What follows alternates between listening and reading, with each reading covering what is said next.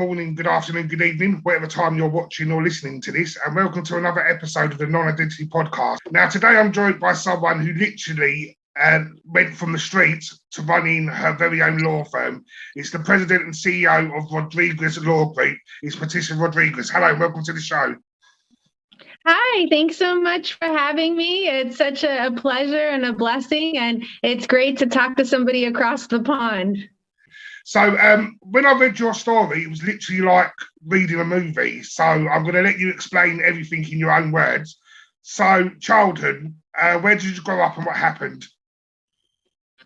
Well, I grew up in Los Angeles, California. My mom was a runaway when she was a child because of bad circumstances in her home environment. And she had us all out of wedlock. My sister when she was 15, my brother when she was 18, and me when she was 21. And unfortunately, she also struggled with a drug addiction. So that caused, a lot of neglect in my childhood. I didn't have a lot of money. We would beg on the streets for food and a place to sleep. At some points, we were what they considered hotel kids, that we just lived in motel to motel. And eventually, my mom got clean, thank God.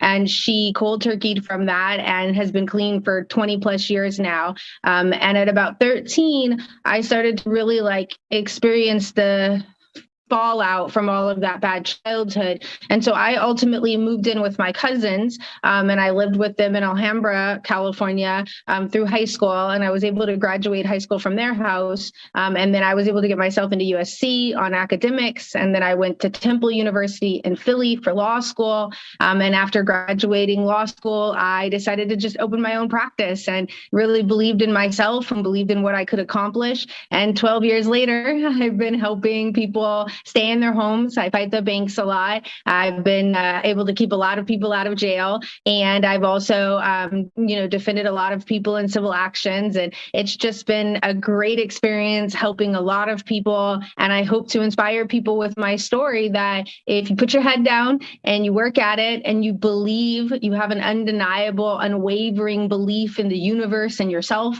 you can accomplish what others would think are just absolutely impossible tasks. Miracles are made every day, and the universe is great at getting us the miracles that we ask for.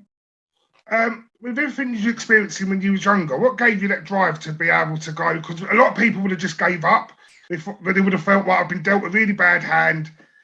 It's so much easier to turn to drugs and that yourself, and because you're in a bad place. What gave you the drive to go on and study and open up your own company? Well, God rest her soul, my grandmother who just passed away in April, she certainly instilled in a belief in me to get an education. She said, if you want to make a difference, if you want to get out of poverty, if you want to break the chain, the cycle of abuse and poverty, get an education.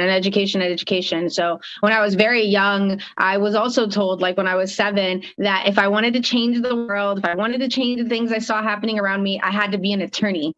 It was this grand idea. I didn't even know what an attorney was. I just knew an attorney could change the world. And so at 7, I just was really hungry to see change. I saw a lot of injustice. I saw a lot of people go to jail that shouldn't have because they didn't have money and they didn't have proper representation. I just saw a lot of things that I didn't like. And I was destined and determined to change those things. And I was told that if I wanted to change those things, I had to be an attorney. So, and when I was in South Central, I would rollerblade to school. That's how I got to school, on my rollerblades. And then I'd rollerblade home, and then we'd go up to Hollywood and Panhandle, and then we'd come back. It was really long days, really long nights. I didn't get to sleep a lot. But sometimes, on my time off, I would get to rollerblade to USC campus because it was very close by. And so I'd rollerblade all over that campus. And I just had it in my head, I'm going to go to this school one day. I'm going to be a Trojan. I'm going to go to USC. And then, after lots of fighting and struggle,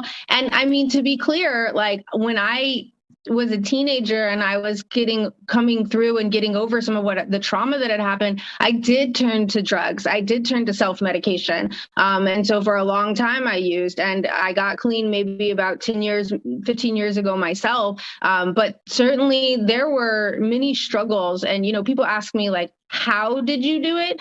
And the truth is I couldn't tell you the how, but we don't ask like, how is the sun up there? We don't ask like, how are the stars up there? And we don't ask, how are we breathing oxygen right now? Like, how are we alive? How have we not both just died this morning upon awake? You know, we don't ask those questions. We just believe that the universe is a kind universe. We believe that the universe will do those things for us because they've always done them before. So I don't focus on the how so much. I know the universe will give me the how. It's more about the what. What do I want? Like, it's really important to tell the universe and to know yourself, like what it is that you're trying to accomplish, what it is that you want for your life to feel fulfilling. Oh no, definitely, 100%. During university times, was there times when you just felt like, I can't do this? What? Oh yeah. And what got you There through were that? midnight nights. Well, I think the biggest experience I had of that was when I was in law school. And it was my last year of law school. And I had just gone through a breakup. And then I had gone through another breakup. And I had moved to Philadelphia for trial team because all I ever wanted to be was a lawyer. And after my 1 year on the trial team, they didn't invite me back for the next year. So seemingly the whole reason I'd moved across the country, seemingly all of my support system, I didn't have a lot of friends. I didn't have any family over there. And I just, was feeling really, really low. I was like suicidal. I had gone to a hospital, like I need help. And it was interesting because when I was in the hospital, they were like, well, like what you're experiencing is normal. All these outside stressors you've had, like any normal person would break and get depressed. They're like, but the best we can do is like give you some medication and watch you for 3 days and see how your body reacts to it. And I was in my head thinking, if all I wanted to do was take drugs, I would have taken my drugs at home. Like, yeah. So I realized in that moment that they couldn't really help me and I needed to just go home and take care of myself. And it was in that moment that, first of all, I took away every extracurricular activity I had. I went down to my core classes and the things that I had to do. So to give myself space to cope and deal with all those other things that I had going on, like mentally and emotionally. And I really leaned on the friends I did have. I remember going to the law school steps and just being a mess. And one of the classmates seeing me and she was like, you need a smoothie. And she just like ran off and got me a smoothie. But I'll never forget that moment in time, like where somebody helped me when I couldn't help myself. And that smoothie made all the difference. Then I started eating again. I started sleeping well. I realized that I could go abroad because I hadn't committed to a year of trial team. So my last semester, I got to study in Japan. And that's really how I was able to move on, was decreasing to the things that I had to be focused on. And while in that space of focusing on just those things, healing myself, giving myself some time. And in doing all of that, I found this other great, amazing, like life-changing experience that I never would have gotten. So I think the important thing is if you're feeling low, like honor that, like appreciate that. That means that's your body trying to tell you something, that you got too much going on and you're doing too much and you're stretching yourself too thin. Take a step back, decrease your responsibilities, and then come back even stronger. One of the questions I've always wanted to ask a lawyer, really, who's easier to defend? Is it easier to prosecute or is it easier to be a defense attorney? Well, so over here in the States, we have like two different systems. We have the criminal system and we have the civil system. So in the criminal system, there's a criminal defense attorney, or it could be a public defender who's appointed and paid by the government. And then there's the prosecutor. So only district attorneys or prosecutors in the States have the authority to charge someone with a crime. So like as a private personal attorney, I can't charge anybody with a crime. I would have to be a prosecutor. And all I could be is a prosecutor. Once you're a prosecutor, that's your job. While you're a prosecutor, after you've been a prosecutor, sure, you could go do defense work. But I personally just had no desire to put people in jail. So I clerked for a district attorney's office for 2 weeks while I was in law school over a summer.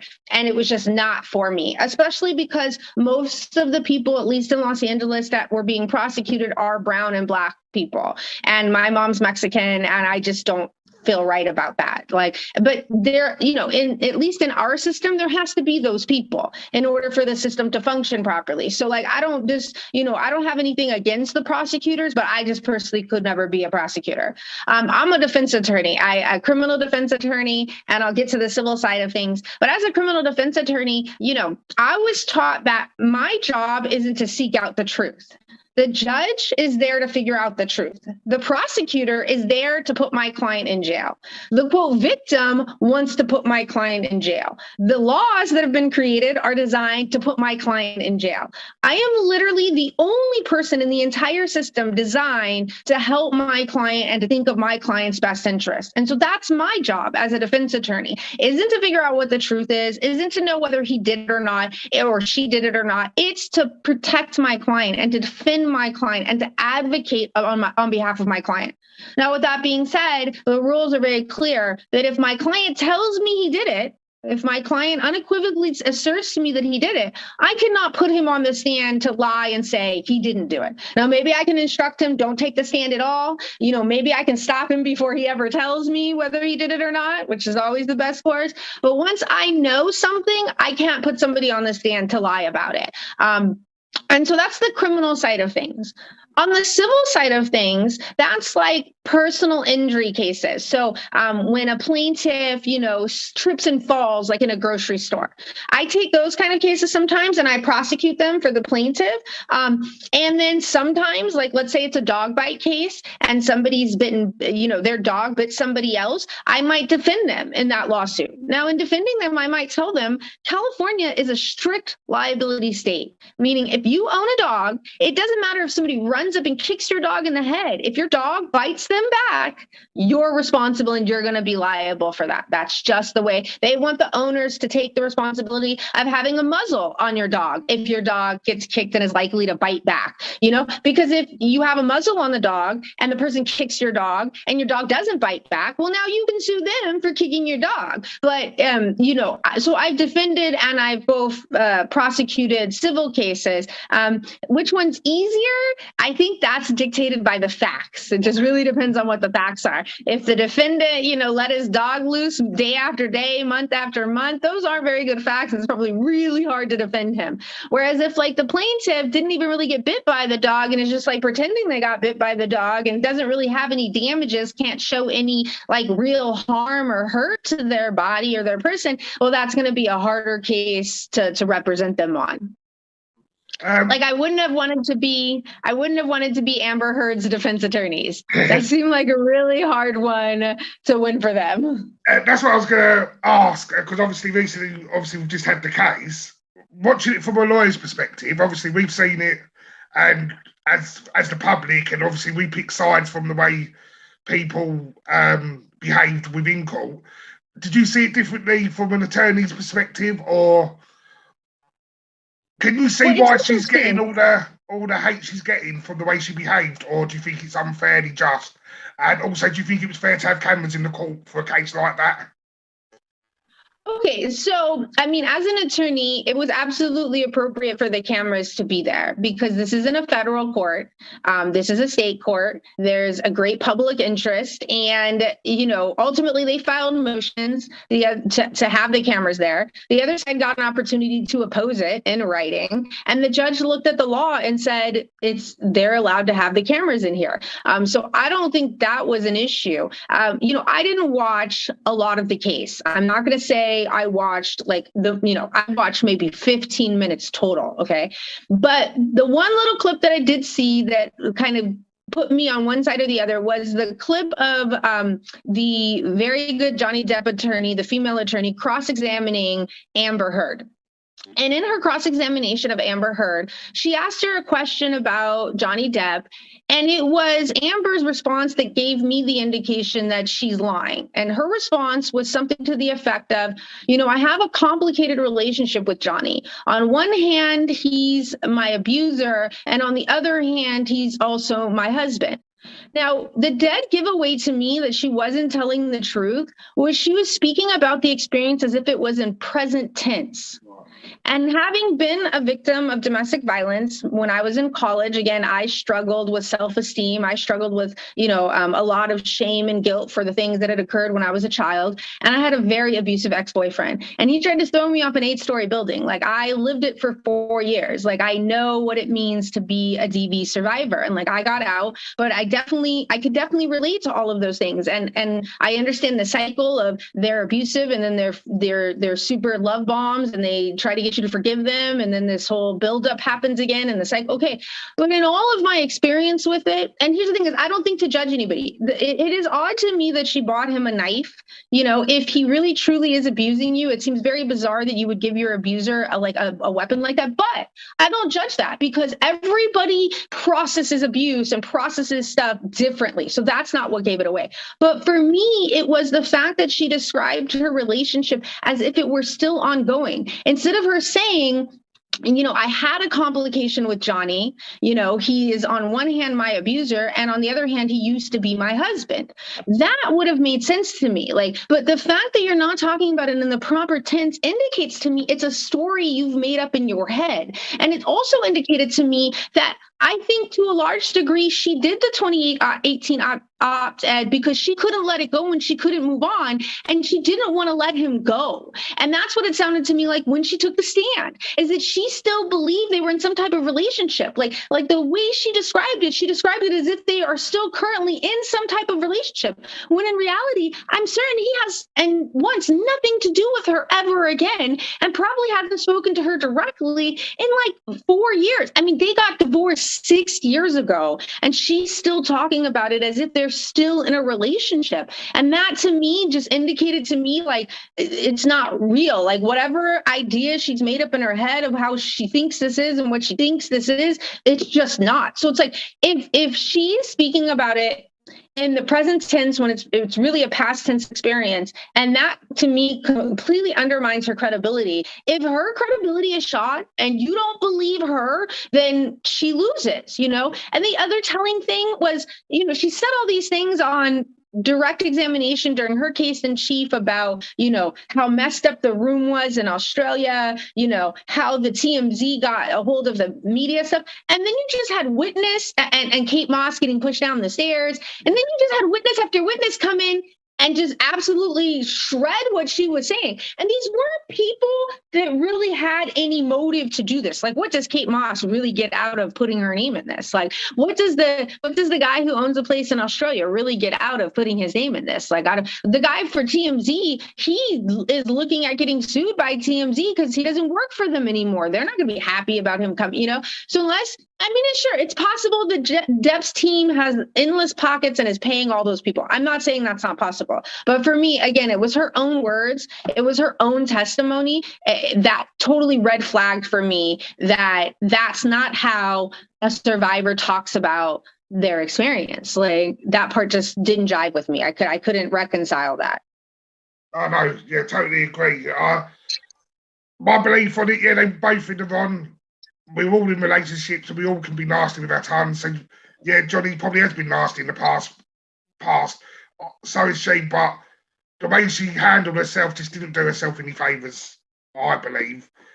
So, yeah, and I just totally did not believe the sexual assault. Like, maybe he was violent, maybe he was abusive, maybe you were abusive too, because truth is, I can relate to my abuser abused me enough times that I started to become abusive. I was definitely abusive in my own ways in that relationship towards the end, whether it was cheating on him or, you try to pull your power wherever you can. And it's not even to say, it just, to me, I don't get it. Like, you go through all this with him, you split up from him, you go through the divorce, like you take the initiative, you get the divorce, you file the restraining order, you get $7 million out of it. And like, you can move on at this point. He's moved on, you've moved on. Like, you don't have to write the opt-ed. The opt-ed to me just was like, the indication that it's her and not him, because everybody could have just moved on from that point. Like there was no bad ill will to her reputation at that point. And it seemed to me like she felt like she was entitled to more.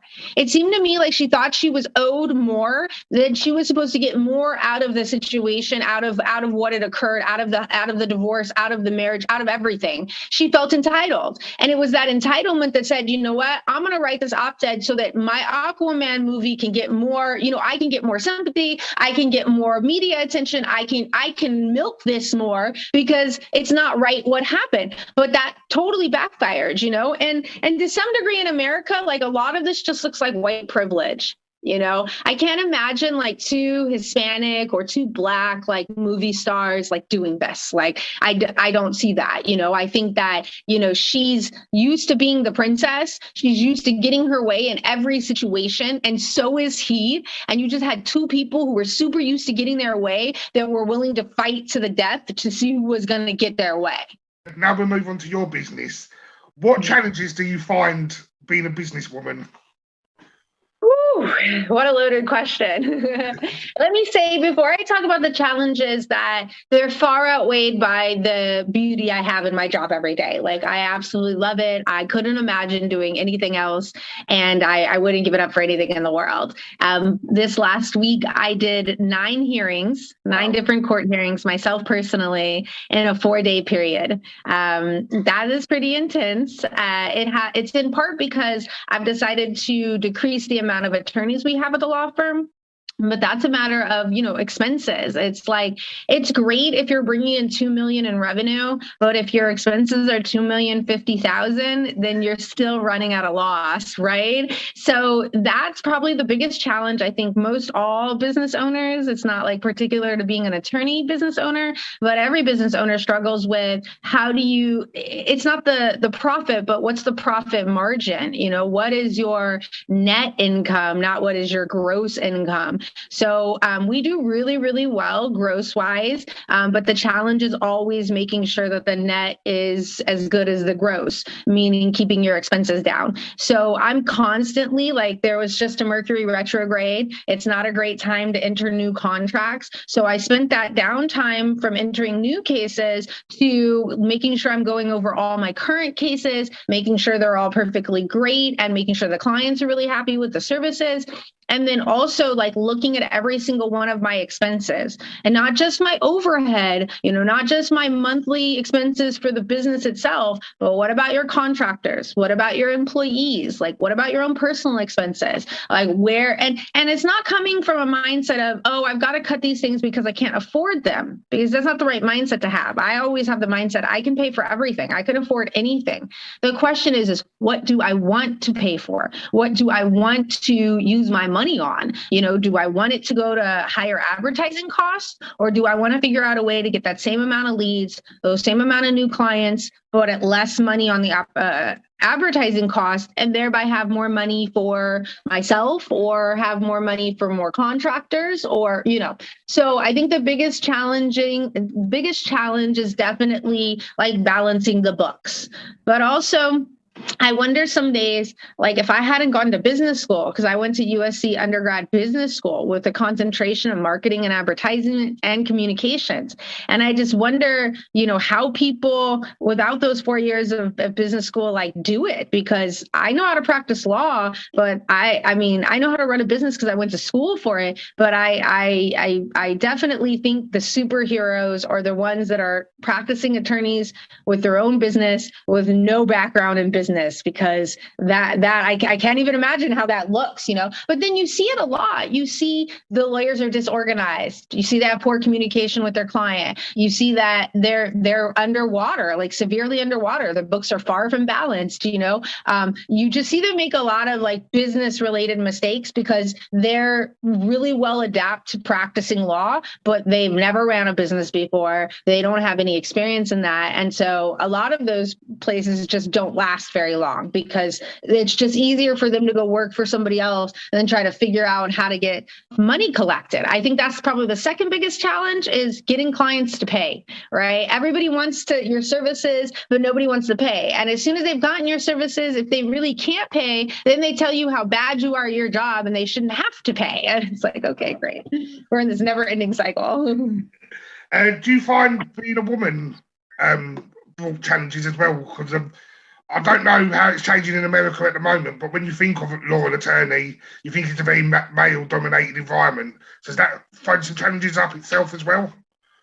I just have to say, I love your questions. Like I've done a lot of podcast interviews. I've been interviewed by a lot of people and your questions are so spot on. Like if someone asks me, what are your pain points? It's every one of your questions. Like absolutely challenging being a woman in a male dominated profession. And yes, it's changing. Like, yes, it's getting better, but it's still very male dominated. And it's especially male dominated by older white men who are on the bench as judges, or older white men who are partners in large law firms. You know, the fact that I went directly from law school to my license to practicing on my own is kind of a faux pas. Like it's definitely like not the traditional path in which they tell us in law school. They drill into our head. You have to go to the public defender's office. You have to go to the DA's office. You have to go work for some other law firm. That's the only way you're going to get experience and the only way you're going to be able to do it. And I was like, I did mock trial for 3 years in high school. I did mock trial for 3 years in college. I was on Temple's national trial team. Like I have been in the industry for 20 years, like before I started practicing, you know? And so I was just like, no, I've made the connections and all, you know, it's about trust. When it comes to getting clients, it's about trust. And I can build that trust because when I was poor and I had nothing else to offer, I had my word. And my mother always taught me, like, that's the most valuable thing you have is your word. Keep your word and you'll always be able to get more clients. So it's very male dominated. I think a few of us female attorneys have really decided that we are going to just get it done and get it done on our own. And so we branched out and we have opened our own practices. And I see more and more of us like reaching back to the next generation to pull them up too. But I will say that because it's such a male dominated industry and there are far and few in between like very stellar female attorneys, there's some animosity that goes around and not every female attorney is supportive of other female attorneys. You know, it's like they're so used to being put into a place that they want to put those other female attorneys into a place. But there are some great groups out there in LA, Law and Stilettos. It's a whole female like group of attorneys, you know, and then I have one called La Jefa Lady Lawyers, and that's like boss lady lawyers. And it's all female attorneys. I've got about 250 members. I think there's about 450 members in the Law and Stilettos group. So, I mean, I do think we try to come together. I do think we try to support each other. I would love to see even more of it. It is still a very, and outside of the fact that it's very male dominated, it's a very masculine profession. And so what do I mean by that? I mean, it's the more aggressive you are, the more assertive you are, the more confident you are, the more you're respected, you know, the more people will listen to you. And it's part of the art of persuasion, right? But these aren't like considered feminine traits. It's, you know, meek and mild and reserved, and all those things are not as appreciated in the legal profession. So I do find for myself, especially like when my fiance was we were living together, we aren't currently, we're in long distance, but there's some benefit in that because I would go into this very masculine, male dominated space all day. And then I would come home and it'd be like, okay, you have to switch it off now, because if you don't now, you know, he started coining it as work Trish. Okay. Am I talking to work Trish or am I talking to Trish? Like, and it's like, because work Trish is very assertive and is always right. And doesn't want to be pushed around. And it's like, but honey, I'm your man. And like, I'm the alpha in the relationship. I'm the male energy in the relationship. So one thing that definitely helps me is I pole dance competitively. And I pole dance like after we're done with our interview, I'm going to go do some pole dancing. And the thing about dancing is I always get this mixed up, right? But there's like the left brain and the right brain. And one of them is very analytical. I want to say it's the right brain is very analytical, very rational, very logical. I might have that backwards. But one side is very rational, very logical, very it's great for work. It's the personality that I need for the purposes of being an attorney.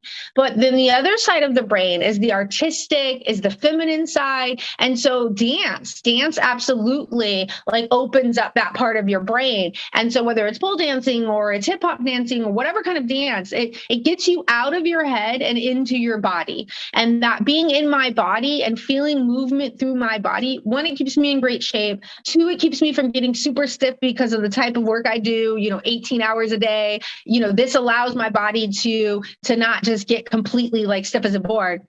And it helps me manage the emotions related to being in a really masculine, male-dominated workforce. Yeah, because I was going to kind of ask that later, but as you've touched on it now, we'll carry on. Because obviously when you've got a client, you're taking on their emotions and their stories. So I was going to ask, what do you do to not bring that home with you? Because you've got your troubles going on, and you've got the people you're representing troubles going on. Then you've got, obviously, everything going on with the law. So that's a lot to cram into your brain. So how do you unwind? And obviously the pole dance, is there anything else? I would definitely say that is one of the most challenging parts about being an attorney, and depending on the size of your caseload, it's especially important because for a lot of attorneys, they do turn to alcohol and drugs, and that certainly, isn't helpful for anybody. So for me, like I carry a caseload of about 100 cases. Wow. It can fluctuate above or below that. At times, I've had as large as a 160 caseload. I've had as low as 45 cases. And I'll have a commiserate size staff. At 160, you got 25 plus people. At 100, you're maybe more at like 14, 15. At 45, maybe you're more at like 8 or 9. So in addition to like managing my own personal problems, which I try to keep very minimal, so I have more bandwidth to help others and to do what I need for the practice, but I'm also interacting with my staff, let's call it 15 people. And I'm managing all of their fluctuations in life, whether it's someone's passed away or they're giving birth to a new baby, or, they just want some time off or. So, and it requires like a lot of patience. It requires you to like, and also to learn to not let things bother you. Like for me, I think my childhood like conditioned me to be really great at my job. Like I was built for this, like on so many levels. Like I was just built to manage people's emotions and anxieties and stresses. Because for me, like, I'm just happy to wake up every morning. I'm just happy to be here. Like, considering like most of the people I went to school with as a child are either dead or in prison. Like I made it out. Like I have a great life, whether that's living in an apartment or living in a house, whether that's having a lot of money or not. Like I have a great life. Like my younger brother lives with me, who I take care of full time. He's autistic and some other mental health issues. And so I get to live with my brother every day. Like I get this very like charmed, beautiful, amazing life. So that helps me a lot. And also realizing that like I'm here for my clients, and my clients mean everything to me. Like, and I work overtime to make sure that they are beyond taken care of.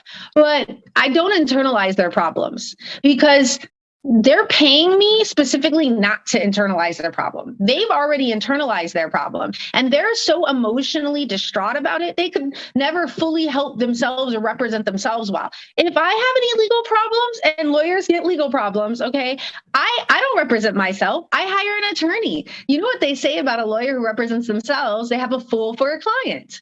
So, I never recommend anybody represent themselves. I don't represent myself. And the reason is because I'm too emotionally invested in whatever is going on. And it's so much easier for somebody on the outside to be so completely like non-emotional about it. Now, like sometimes when it comes to things like my brother, like, and his mental health and care and like going to the hospital and stuff, I get really emotionally invested in that. And Jason has to remind me like, hey, Trish, where's work, Trish? We want work Trish right now. Like all the times we've asked you not to be work Trish needs to show up right now, And so sometimes work Trish has to deal with, those types of things. But I think it's really important that you're patient, that you understand that like everybody's going through something, like don't take any of it personally. I remember one time I told a client, I don't take it personal. And he's like, you mean you don't take it personally? And I remember thinking, I'm not going to take it personal or personally that you just corrected me, because clearly you feel like you need to be in control and that your way of being in control is to correct me in this moment. Like, and I'm not going to take that personally, you know, and I've forever changed it to personally. Right. So it's like learning how to just like take the best parts out of everything. Like there's always something good in everything. And again, if you come back to that base premise of the universe is a kind universe, then you know everything happening is happening because it's supposed to happen just that way. Like this past week, I had 9 hearings that I handled myself personally. On Thursday, I had 3 hearings I intended on handling personally. I was on one of them, and then I had to go to court for the next 2. And in the middle of that, one of them that my associate attorney was supposed to handle, he'd somehow missed it and wasn't on the call. And the clerk had called my office and my business manager had reached out to me. And so then I got on the call and I handled it.